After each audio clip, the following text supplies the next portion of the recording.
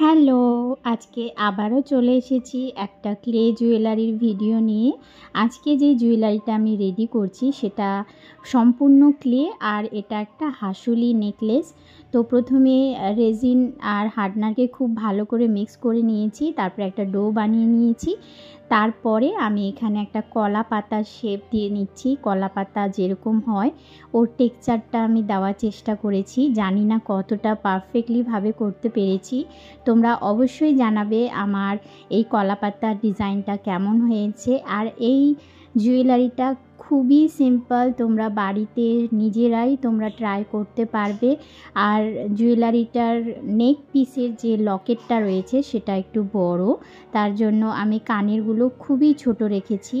আসলে আমি কানের পরতে খুব ভালোবাসি, কিন্তু সেটা খুবই লাইট ওয়েট, মানে একদমই হালকা। তো এই জুয়েলারিটা আমি আমার জন্য বানাচ্ছি, তার জন্যই আমি ইয়াররিংটাও খুব ছোট রেখেছি।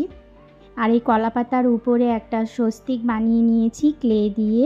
তো পুরোপুরি আমার ডিজাইনটা রেডি করে নিয়েছি। জুয়েলারিটা পুরোপুরি রেডি হয়ে যাওয়ার পরে ক্লে জুয়েলারিটা যখন শুকিয়ে যাবে তখন আমি এখানে কালার করব। কালার আমি এখানে খুবই সিম্পল রেখেছি, কলা পাতার কালার যেটা সেটা রেখেছি। আর আমি যে গ্রিন কালারটা ইউজ করেছি সেই গ্রিন কালারটা খুবই হালকাভাবে প্রথমে একটা কোট দিয়ে দিয়েছি, তারপরে মিডিলতে আমি একটা ইয়েলো কালার আমি শেড দিয়ে দিয়েছি। এইভাবে আমি কলা পাতার কালারটা রেখেছি। মাঝখানে আমি একটু ইয়েলো দিয়েছি আর সাইডে একটু ডিপ গ্রিন দিয়েছি, আর স্বস্তিকটা এখানে আমি রেড কালার করে নিয়েছি। তো জুয়েলারিটা আমার একদমই রেডি।